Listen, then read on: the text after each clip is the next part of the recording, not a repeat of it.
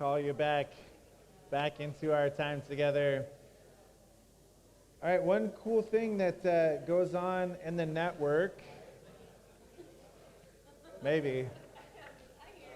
Yeah, I know you hear me. It's like this group right here, No. I can say that because that's my wife. So, one of the cool things about being part of a network is that means we are partnered with a larger church organization. Now, one of the things that I've come to find out, though, is that because of the larger, this thing does not want to stay on my bald head. It looks like it wants to fall off. I don't know if it's the beard or the bald. I'm not really sure. But one of the things that I've noticed coming in, I think I'm about, what are we, 6 weeks, 7 weeks together now, something like that, almost 2 months. But I've noticed that one of the things that we don't know is what's going on in the rest of the church. And there are 5 campuses, if you didn't know that, and we are one of 5 campuses around Whatcom County. Ferndale and Blaine each have a campus. Us here downtown, there's a campus over in Sudden Valley, and then there's the main campus up in Bellingham on Meridian. So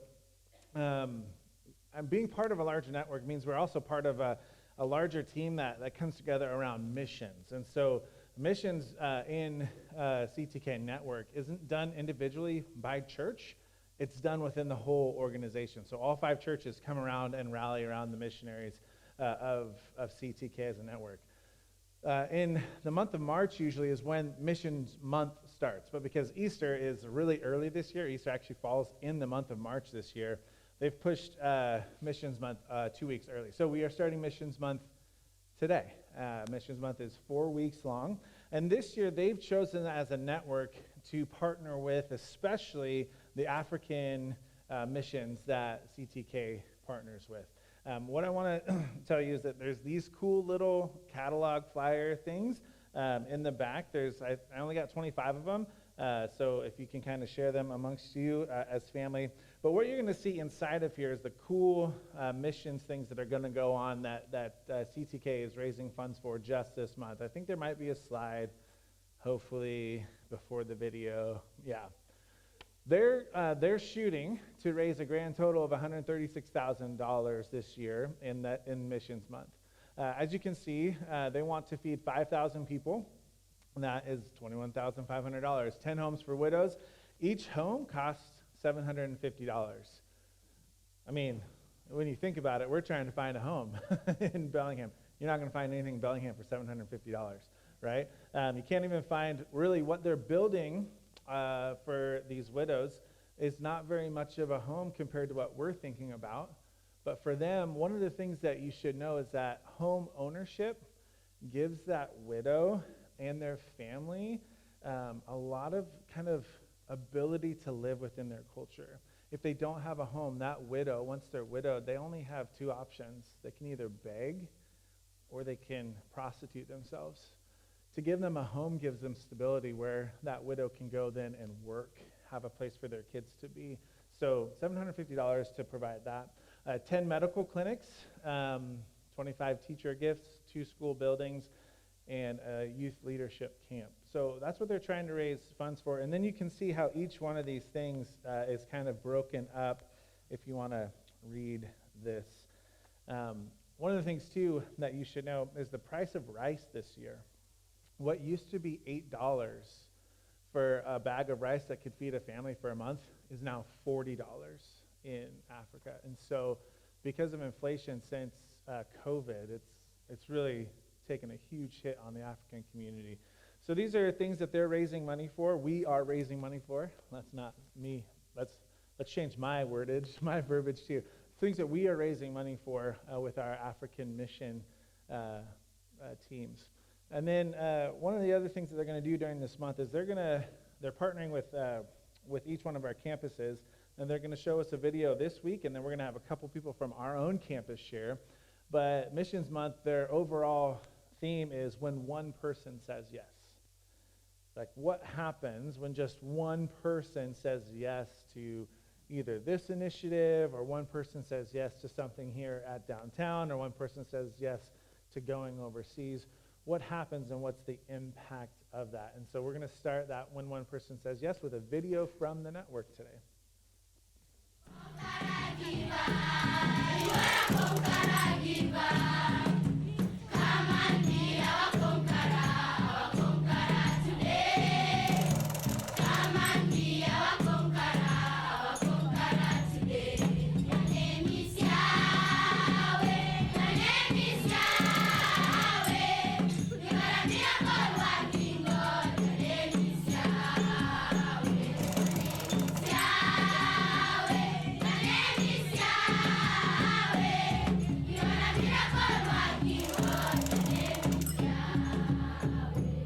All of this started with a single yes from one woman.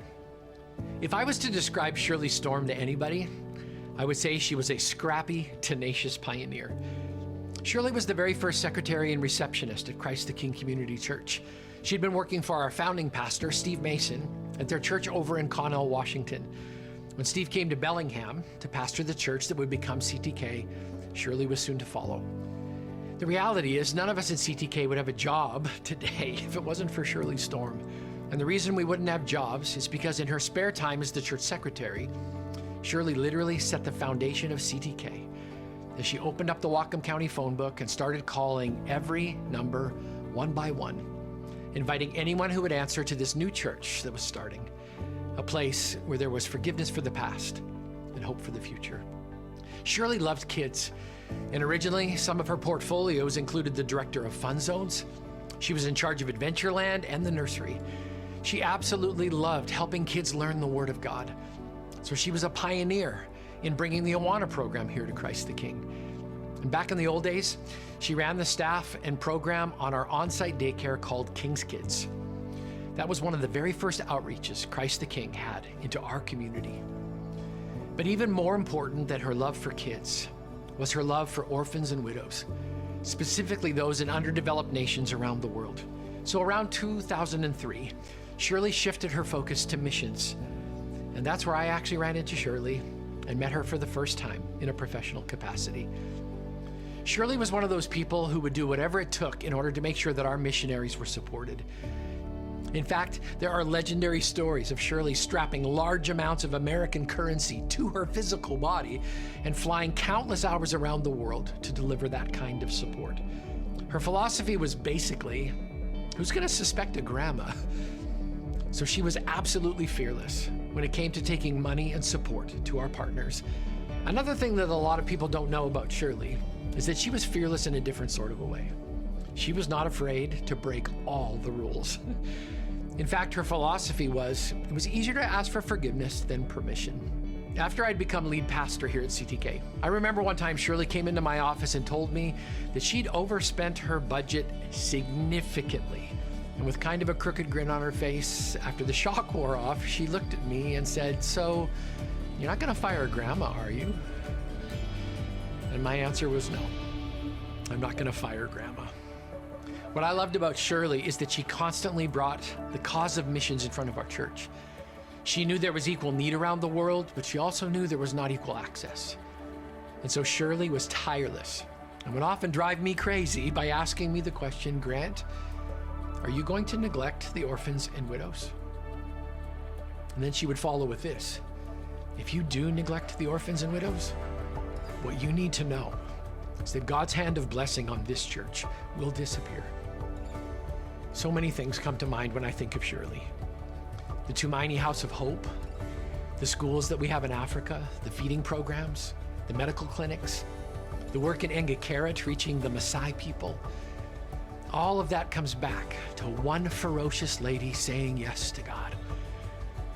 I can't even imagine what Shirley's parade in heaven looked like the day she came home. And her impact, it will be legendary. You know, we used to have a picture in our missions hallway that caused a bit of a controversy because it seemed culturally tone deaf. It was a picture of Shirley standing over, at least that's the way that it looked, over an elderly Maasai man. Shirley was leaning on her cane, and this Maasai chief was actually sitting down at the edge of his home. Some people took offense to that because what it looked like was a typical Western missionary reaching down to an African man. But the truth is, that's not what was happening in the picture at all. What was happening in the picture was monumental. a Maasai chief who would never ever stand to his feet, because that would have been disrespectful to his office, was getting ready to exchange walking sticks with Shirley because of all the beautiful things that Shirley had done in that community. So it wasn't anything negative at all. In fact, it was something very beautiful, because that just didn't happen between men and women, especially in that culture. What we were seeing was what God can do when one person says yes. And with every yes to God, Shirley broke new ground in so many ways. People around the world are still experiencing the impact of her obedience, and we are the heirs of that legacy today. When I think about the little pebble called Shirley Storm that was thrown into the pond of humanity, her ripples are still moving out to this day. So let me remind you of the question Shirley was so good at asking. Will you feed the orphans and the widows? Will you care for the sick and the hurting? Will you shelter the homeless? My friends, what will you say yes to?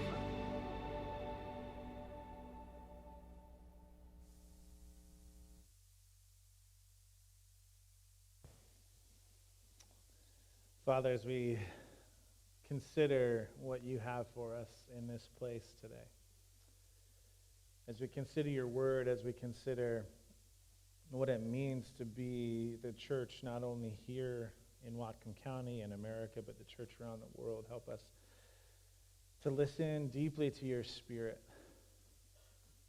Help us to listen to your direction and to your great love, not only for us, but for every single person you've created.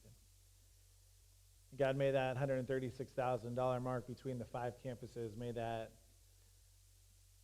increase.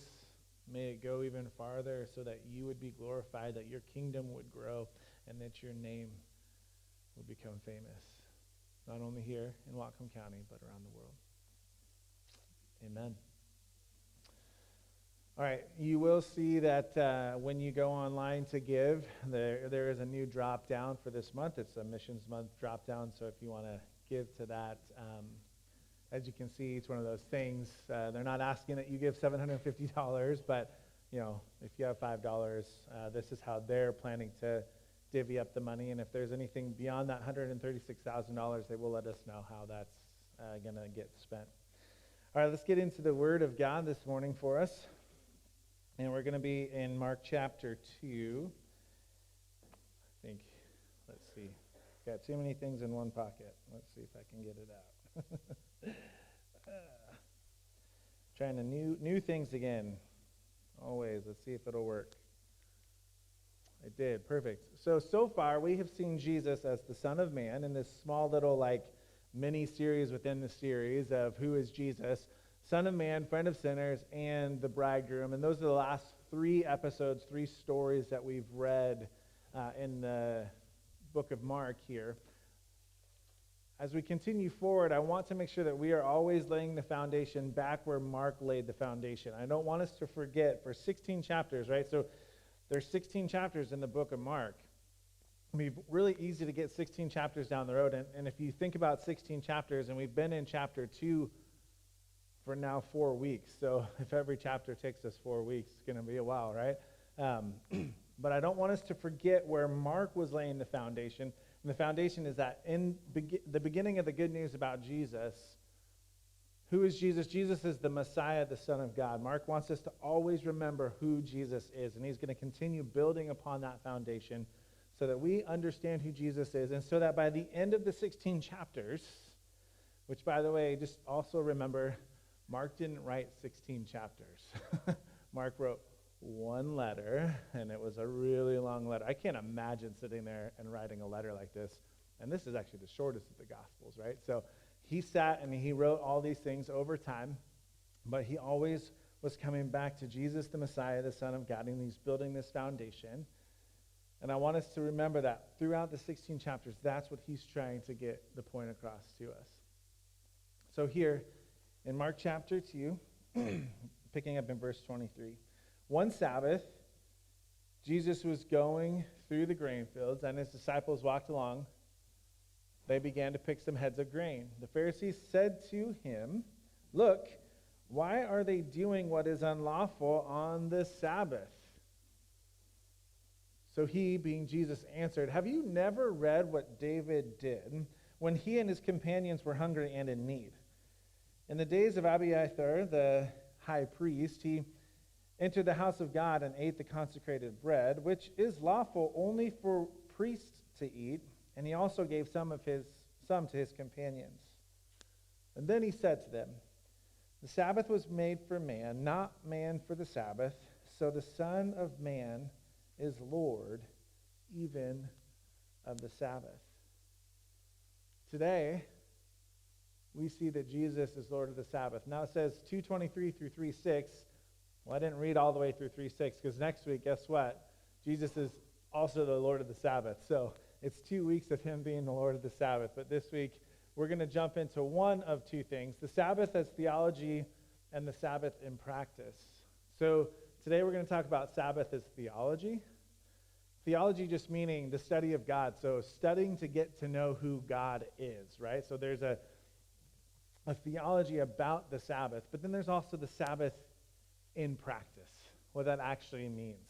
And I don't think I'm going to blow your mind, but hopefully by the end of this week and next week, you understand that the Sabbath was made for man and not man for the Sabbath. I hope that you actually understand what that means over these next 2 weeks, because Jesus is very specifically here saying, y'all have it wrong. And I need to let you know what the Sabbath actually is and why it was created so that you can live into that practice of Sabbath. Cool. I'm going to put this down now because I don't need it anymore.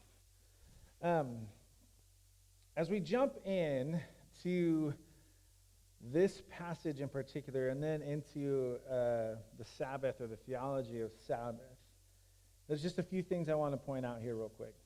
Jesus is going through, he's walking along, so this, if we take Mark chapter 2 in a chronology as an actual event after event after event after event, it kind of works, but we also need to be reminded that it may not actually be a chronological event of Jesus' life. Does that make sense? So we have to have a little bit of grace in there.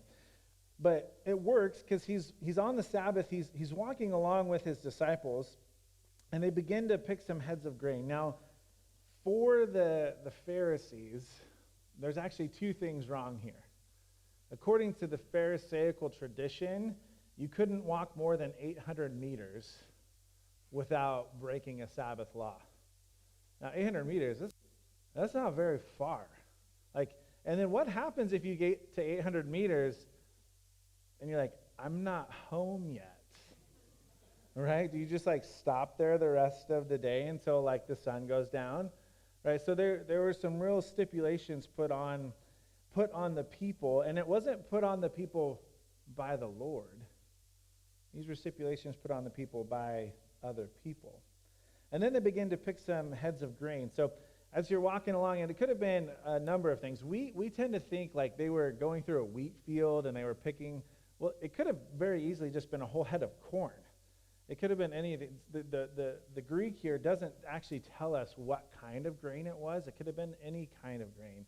But they would have been taking it, they would have been doing the work of either threshing it in their hands, milling it in their hands, and then popping the seeds in. It could have been them actually husking the corn. I don't know why you would eat raw corn, but you can, right? It's not like you can't.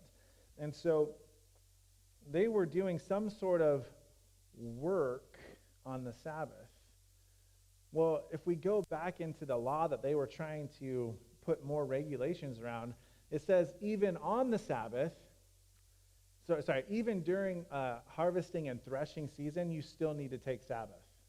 So it's even during that season, you still need to take Sabbath. So what they had done is they said, no, the Sabbath was a time where you can't harvest and thresh at all, versus what was actually being said in the scriptures was even during your most busiest season, even when you feel like you can't take a break because you have to finish that report, even when you feel like you can't take a break because you have to write that sermon, that's mine, right? And my wife is constantly saying, when are you going to take your Fridays off? Even in that time where you feel like, I can't take a break because I have finals this week. That's what the law was saying. It was that even in the time when you feel like you're so busy, you're not allowed to take time off. That's when you need Sabbath. And so Jesus picks up and he says, have you never heard or read what David did when he and his companions were hungry and in need? In the days of Abiathar, the high priest, he entered the house of God and ate the consecrated bread, which is lawful only for the priest to eat, and he gave some to his companions. So in Samuel chapter 21, 1 Samuel chapter 21, David is on the run, but he's got his companions with him, and they're really hungry. And so he goes into the temple courts, which is on the run in the temple courts. It's kind of strange. And he asked the high priest, he's like, do you have anything for us to eat? And the high priest says, well, all we've got's the showbread. And the showbread was 12 loaves of bread that every Sabbath would have been exchanged, replaced. And then after that week is done, the priest can take the showbread and then go eat it. They would share it with the rest, and they could eat those 12 loaves of bread. And so what had happened is that showbread had been taken out, and it was now in the house of the high priest. And he said, yeah, like, I've got this, and I guess, yeah, we can share it. But that would have been, quote unquote, unlawful, right, for David and his companions to do. But what we'll see, especially next week, is that the Sabbath was never meant to be a place of rules and regulation. It was meant to be a place of rest and release. It was supposed to be a place where you found rest and you were released from the oppressions of whatever was oppressing you. Work, other people, and what we'll see next week, even physical illnesses, diseases, malformations. The Sabbath was there to release you from the things of this world that were oppressing you. Just a quick aside, the high priest during this time was actually not Abiathar. It was his dad, Ahimelech, and I think Ahimelech. And I've got all these like names just like floating through my head right now. And so there's a strange thing here. It's like, did Jesus get it wrong? Was Jesus wrong about who the high priest was during that time? And we have to be reminded, no, Jesus is not wrong, but we have to understand what was actually going on in this story. So in the story, the high priest actually gives the bread to David, and in a sense, he's breaking the law. And guess what happens? Saul gets so angry that he actually has the entire village killed and wiped out. And the only person who survives that genocide of that village, that small people group within Judaism, is Abiathar. The son of the high priest somehow escaped all the wrath of Saul and was spared. And then David, because David had so much compassion on him, he brings Abiathar into his court, and he becomes the high priest for David for the rest of his time. So Jesus understood what was going on. He said, don't you understand what happened during this time? That time when we put rules and regulations over these things, so much so that King Saul killed an entire people group, 85 people. We still, as God, there was a remnant of those people who became the high priest. The Sabbath wasn't meant to bring law and oppression. It was meant to free us from the oppression.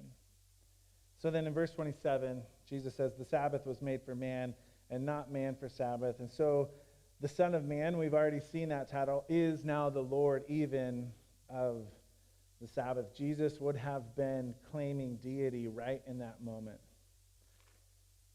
And as we're going to see next week, as he continues to claim deity, it's not going to go from just questioning to more questioning. It's going to go from questioning to a plot to kill Jesus. We have to understand that Jesus understood what he was claiming. He was claiming his deity by saying, I am Lord of the Sabbath. Nobody can be Lord of the Sabbath but God. And so for him to say, I am the Lord of the Sabbath, the Son of Man, me, I have rule and authority over this thing. Listen to what I'm trying to tell you. The Pharisees knew in that moment what he was claiming. And next week, he's going to do something so big that it's going to get him, it's eventually going to get him killed. But today's about theology of the Sabbath.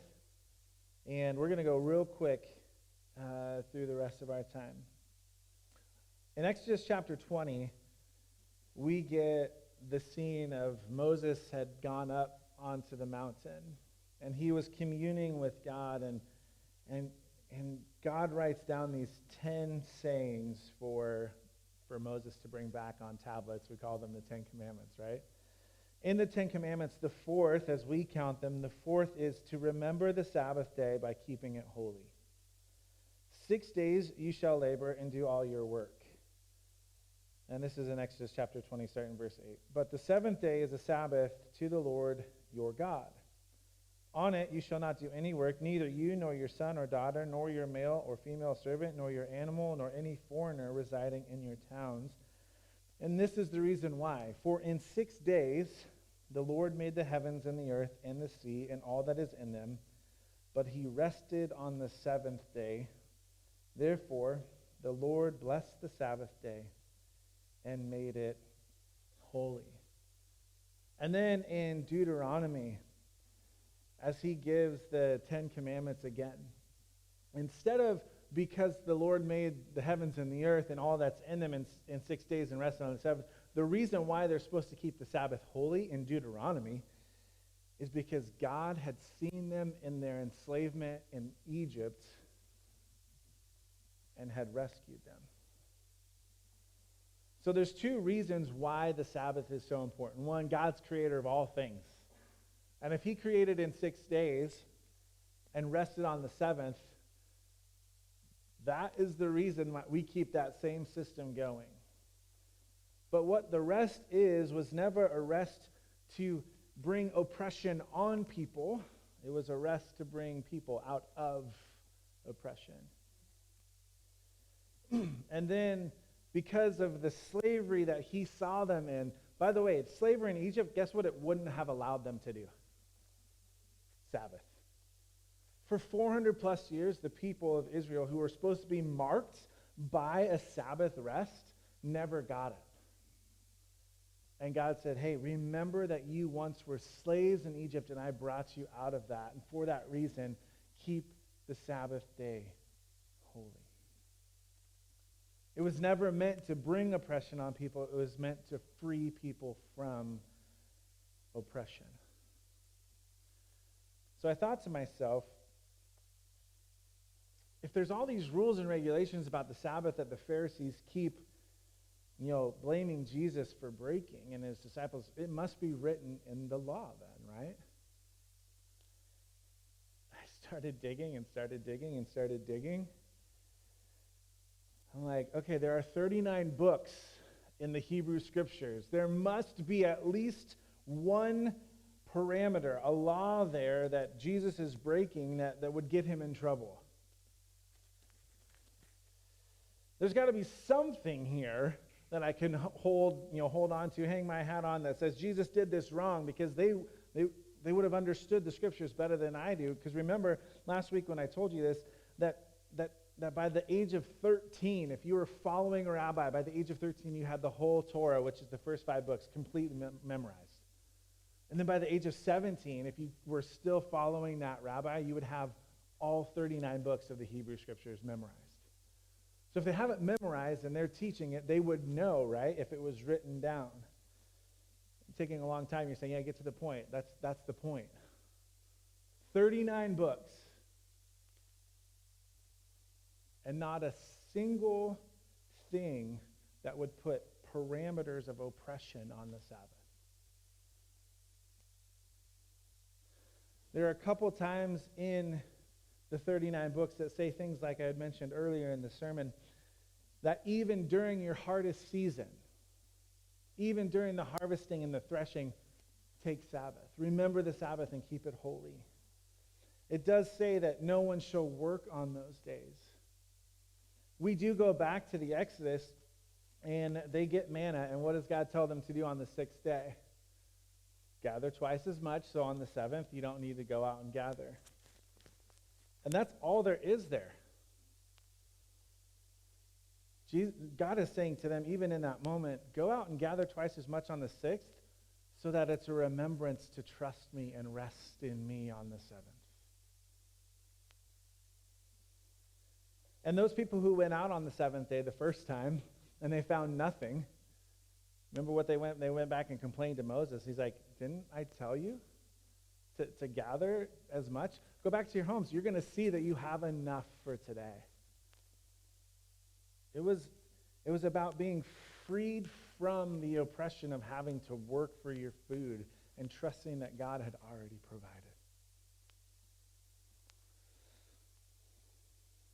What does that teach us about God? And that's why Sabbath adds theology, right?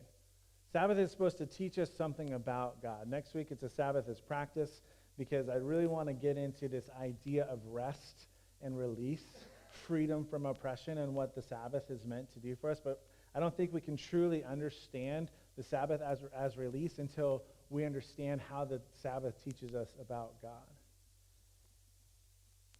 I walked in this morning, and I'm tired.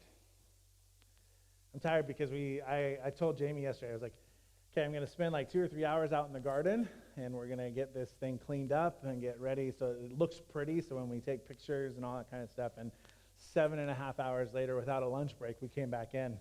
And my muscles hurt, and I was sore, and I was tired. I just wanted to sit down, but then I realized it's already 5 o'clock, so I got to make dinner. So the kids are sitting down, and Jamie said, and I'm up, and I'm making dinner, and then by about 6 o'clock, I finally sit down and realize I am exhausted. So then I walked in here this morning more exhausted, more tired. As I was trying to put my shoes on this morning, my back was hurting. I was like, oh, why is this going on? But then I started hearing some of the other things that were going on. And then Nathan ended our time as we do leader prayer time before y'all enter into this space. And Nathan ended our prayer time with, God, there's a lot going on, and a lot of us are tired. I thought about having y'all recite with me, I'm busy. God, I know that I'm busy. God, I know that I'm busy, right? And God, I give that to you. Now, Sabbath for us is going to look different. That's next week. That's the practice. But I want you to understand something about Sabbath. God created it for your good. God created the Sabbath for your good. I've run this short race for almost 40 years, and Sabbath has always eluded me. Still eludes me today, right? Like my wife tells me, when are you going to take your Friday off? And it's not until I actually internalize, and I'm telling you right now, I still haven't quite internalized it yet. So if you're still running the race saying, I don't understand what Sabbath is, like, we can work that together as a community. But until I internalize that God created Sabbath for my good, I'm not truly going to desire it. Because I think that I can control it. I think that I can make that seventh day more abundant on my own. Have you ever felt that? Have you ever felt that? You know what? I worked 6 days, but man, if I work the seventh, guess what's going to happen? There's going to be more fruit. It's going to be more abundant. Y'all, that's not true. Because on the first day or the eighth day, or whatever you want to call it, that work that you thought you did twice as much on the seventh is actually just waiting there for you because you're so tired. And then guess what happens on that eighth day, that first day? You're actually less productive. Until we realize and internalize that God created the Sabbath for our good, we won't want to rest in him. We don't work 6 days anymore. I mean, maybe some of us do. But that's what they did. That was their rhythm. They actually harvested and threshed and worked and tilled up the ground for 6 days. And then on the seventh. And I want you to understand one thing too. There's only one religion in the entire world who is marked by a seventh day of rest. Only one. And that's anybody who follows the God of Israel. Hindus, Buddhists, Islam, no religion has a day of rest worked into it every week.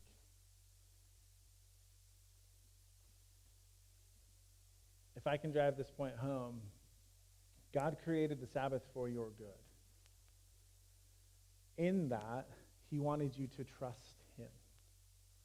There's only one religion in the world where salvation is by faith alone, through grace alone, in the person that we believe in, Jesus Christ alone.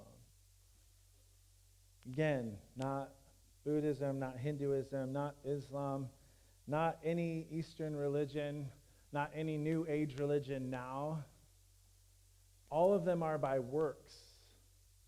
You must perform, you must do, you must earn your way into whatever that heaven peace is. You must do all things. Put oppressive parameters around yourself so that you can earn your way into salvation. There's only one religion that says, if you do that, you're missing it.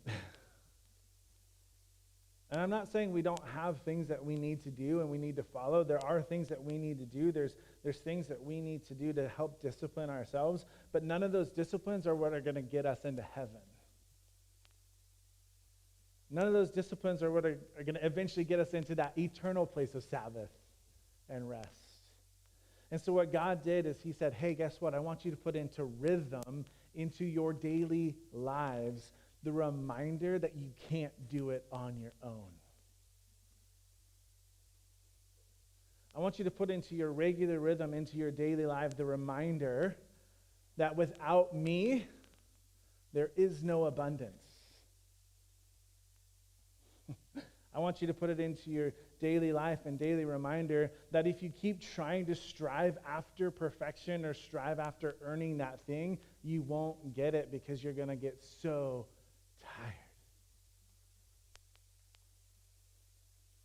I want you to know that when you leave here today, God created the Sabbath for your good.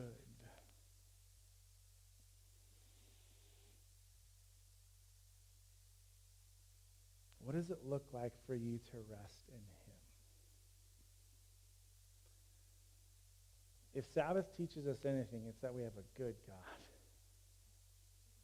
A good God who knows us so well that he knows that we needed to rest in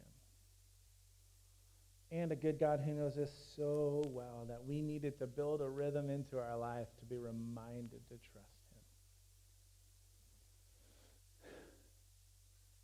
I don't know what that practice looks like for you. I'm going to explore that a little bit this week, and then next week on Sunday we'll explore that together. But it should be a practice. Not a practice that oppresses us, that makes us feel weight, but a practice that actually frees us from oppression and helps us to feel the goodness of God.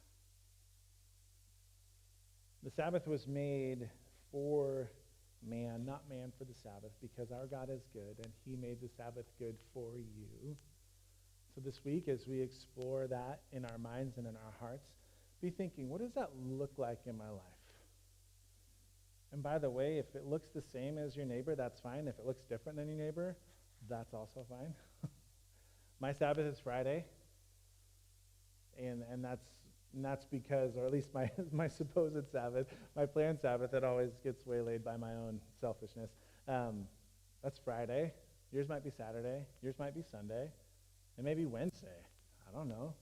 When don't you have classes in school that you can find a break, right? But be thinking about it. What does that look like in your life? To find freedom from, and not oppression in. Heavenly Father, thank you for your word.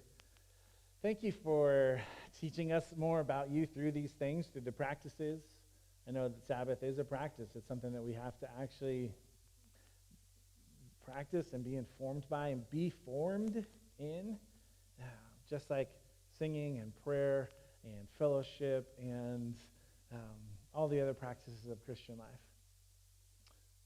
But God, help us be reminded that the practices of Christian life in themselves do not earn us salvation, for that is only in you.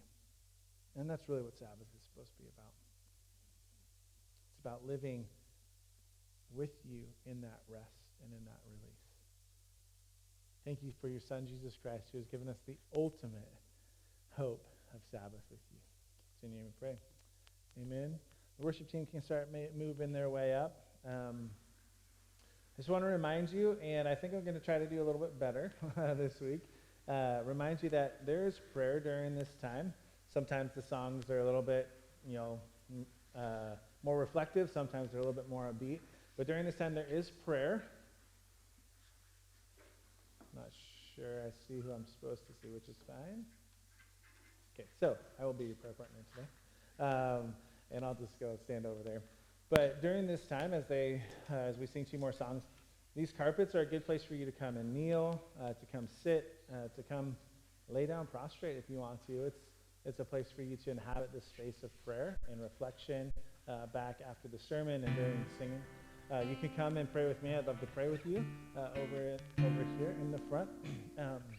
But what I want you to know is that if you want to bring a prayer partner up with you, somebody that you trust and trust to share with, you can also bring them up here, 2 of you up here praying for each other. You might also feel a hand come and be laid on you. Another prayer partner in our church may be led by the Spirit to come and pray for you. So if you feel somebody's hand on your shoulder, on your back, it's probably somebody from our church who's been called to pray for you. And by the way, that's good. We want to be a church of prayer, not just praying on our own, but praying for each other as we bring our things to Jesus. So this space is for you. You can come inhabit it as you will. If you want to dance and sing, you can do that anywhere around here as well. But this space is for you to return reflective thoughts back to God after the sermon.